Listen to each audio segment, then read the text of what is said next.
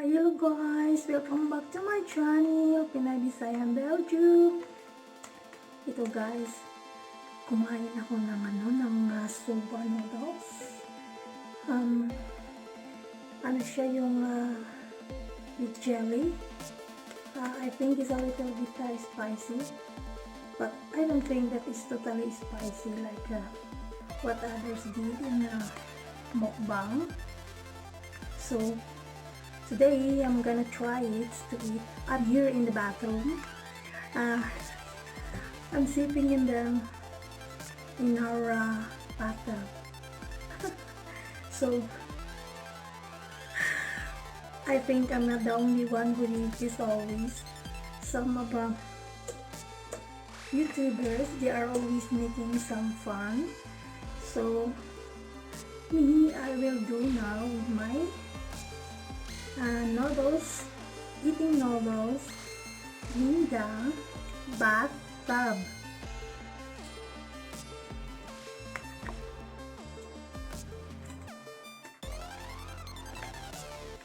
So, wala dito yung asawa ko guys.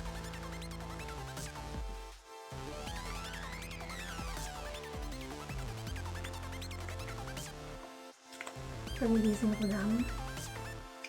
Gaganawa ko ng klase. Sabi ng asawa ko, wala na siyang time para ng breakfast ko. Kasi nagmamadali pumunta sa hospital.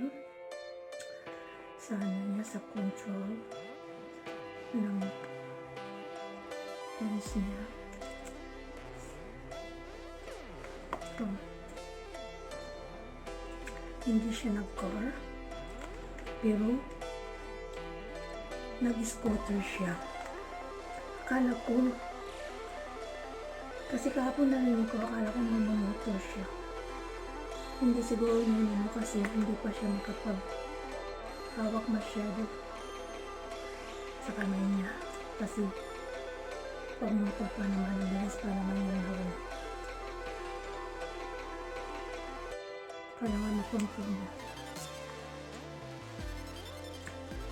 Guys, kung gusto lang ng asawa ko, kung ang asawa ko ay nagsusupport lang sa YouTube ko, at gusto niyang magsali, siguro, katulad ng mga ibang YouTubers dyan na sumisikat dahil sa asawa nilang puti. Kahit ang asawa nila ay mga pensyonado na, at mostly din sa mga nakikita ko, may mga asawa nila ay parang nung bata pa, hindi mahilig magtrabaho, nag-stop ng sooner pension. So, ibig sabihin, konting pension lang ang natatanggap. Kaya, yung wife nila, gumagawa ng channel. Kasi most of them, umuwi ng Pilipinas, doon na sila nag-for goods para ma-extra income sila. So, kumbaga sa ang asawa ko ayaw niya yung gano'n kasi sabi niya hindi daw siya tamad. May work pa naman daw siya.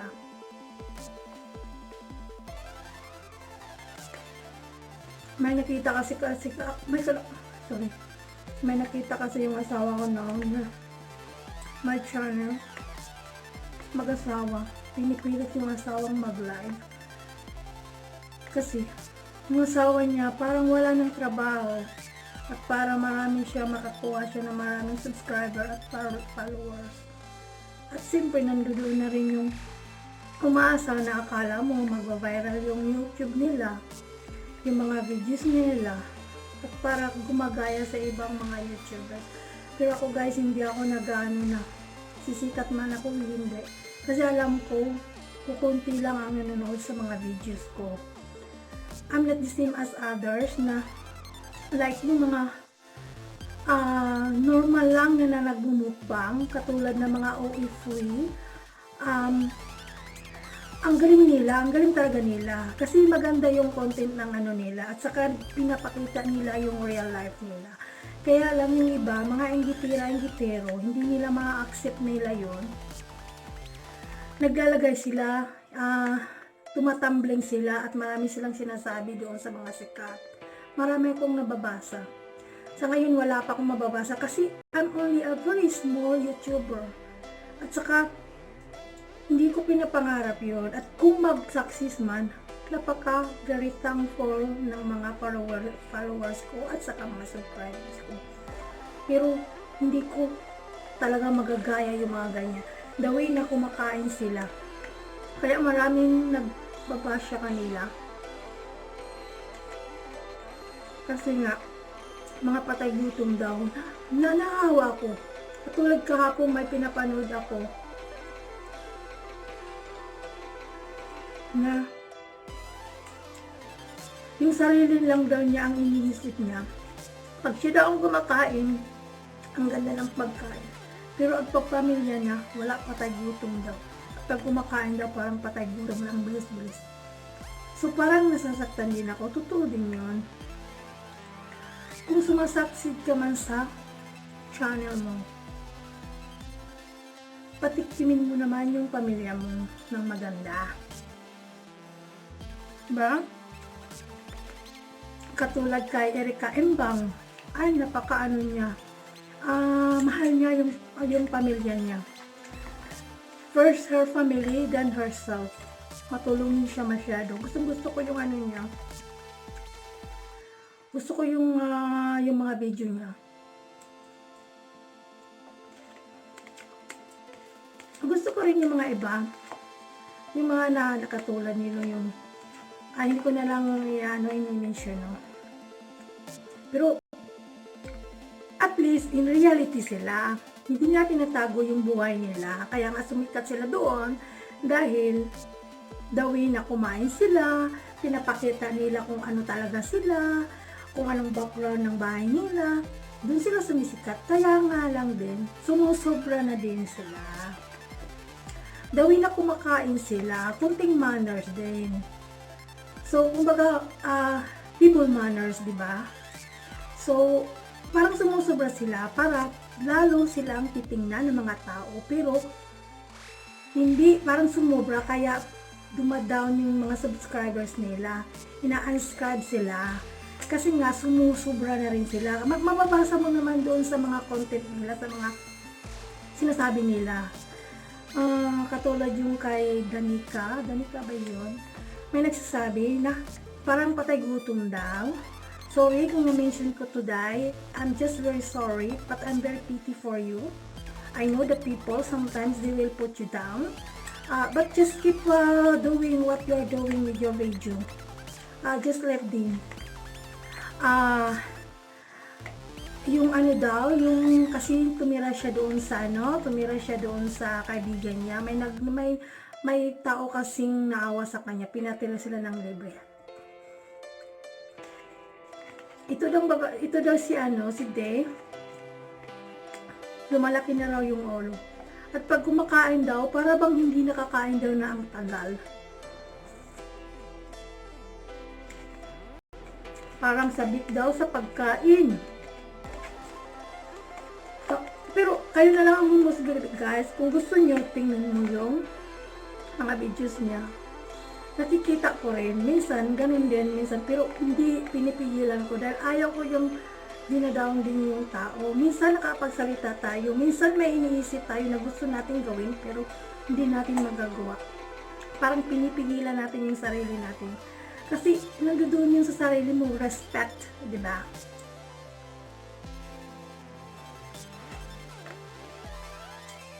Kung nag-success man sila, ayun, parang gut na nila yon, di ba? Hindi tayo nagiging success. Walang nanonood sa video natin kasi siguro, ang boring, walang kagana-gana, o hindi naman siya maganda. O merong hindi maganda, pero maganda yung content ng video nila. Katulad ng mga mukbang-mukbang, di ba? Masaya sila tingnan kasi masaya silang kumain. Yung iba naman, yung mapagbiro sila, di ba? Doon ang tao na naku-convince, di ba? So, balikan ko, kung siguro ang asawa ko ay gusto niyang magsama kaming mag-YouTube, siguro parang katulad na rin ako ng iba na yung mga katulad ng mga vloggers na yung mga yung taga Germany, may Norway, parang sumisikat sila kasi kasama nila yung asawa nilang puti. Kahit hindi mayaman, kahit normal, may iba nga dyan nagsisinungaling. Ang asawa nila ay nag-oopisina daw. Pag YouTube, wag na daw niya. Wag daw yung YouTube kasi napakalaki daw ng video na yan. Maraming nakakapanood. At ayaw niya yung tinuturo ko yung house na mag-video ako. Ayaw na ayaw niya yan. Tapos kaya lang minsan, napag ano ko yung closet namin, kasi nga wala na akong mailagay sa channel ko. Pero hit na yun, ayaw niya yun ng ganon. Kaya hindi ako makapag-vlog ng marami. Tapos sa pag nasa labas kami, talagang tigil na rigil ako dahil ayaw niya talaga yan. Ayaw niya talaga. So, siguro guys, next time, pag nag-live ako, pag mag-time ako, kasi yung asawa ko nakalive pa siya ngayon sa operation niya, sa mga kamay niya, dito. Wala akong time kasi nagagalit, kaya ang tawag ko sa kanya buhaya. Nagagalit siya. Minsan nga, tinatanggal niya yung yung cellphone ko. Kasi, hindi na lang daw ako nakahawak ng cellphone ko. Kaya tinatanggal sa kamay ko, minsan yung nanakaw ko. Kaya pag nag-attend ako ng mga live, patago yung type ko. Kaya minsan hindi ko na maano ko, naririnig ko bang sinasabi nila, hindi ako makapag-type kasi nakatingin sa akin. Nandiyan kami sa sofa, lalo na ngayon, home quarantine. So, naka-lockdown tayo, dito tayo sa loob ng bahay. So, anong gagawin mo? Maglinis, pagkatapos ng maglinis, nandoon ka na sa sofa, wala ng TV. So, nandoon yung asawa ko. So, pag nakita niyang busy ako sa cellphone ko, nagagalit siya. So, ano pa ang time ko? Gusto ko sanang magtago, mag-live. Iiwanan ko yung cellphone ko sa locker, naka-open doon, ilagay ko. Mag-reply na lang ako. I-mute ko na lang. Hindi ko makakaya kasi bigla siyang umaakyat sa taas. Excuse me, kumbaga parang nagpo-control sila. Excuse me. Ayaw niyo talaga yung nag-YouTube. Sabi niya, huwag kang gumaya sa iba dyan. Kahit hindi ka man sisikat, at least, umaano ka sa paraan ng sarili mong trabaho. Hindi yung umaasa daw. Huwag daw akong, yung para bang, come to me, subscribe me. At saka yung mga iba daw, yung parang pinipilit daw para mag-video, para lalo daw yung mga couples na may mga asawa, mga puti daw. Sabi niya, ayaw ko ng ganun.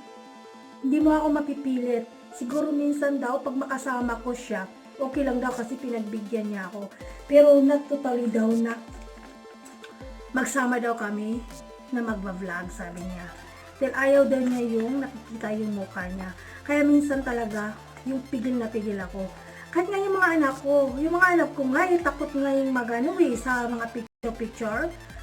Ayaw nila yan, ang mga puti, mga allergic sila sa mga pictures, mga video. Hindi yan, yung anak ko, wala yan, hindi yan hindi yan nag-vlog. Hindi yan. Ako lang. Kasi ayaw nilang may expose sila sa camera. Allergic niya. Kahit nga ako, pag nagla-live ako, nahihiya ako sa Facebook ko kasi nga, nandoon yung family ko, nandoon yung family ng husband ko. Ayaw ko yung parang na-judge sila. Hindi naman sila na-judge, pero kasi, ano na naman yung ginawa ni Sienna? Parang nahihiya ako. So, ikaw na lang ang magano sa loob mo. Ang ginawa ko. Ay, okay guys. Ay, malayo na ako guys. So, kailangan ko nang i-stop. So, see you next time. Kung hindi pa nakapag-subscribe ng channel ko, please subscribe me. And just like my video. Thank you. Bye-bye.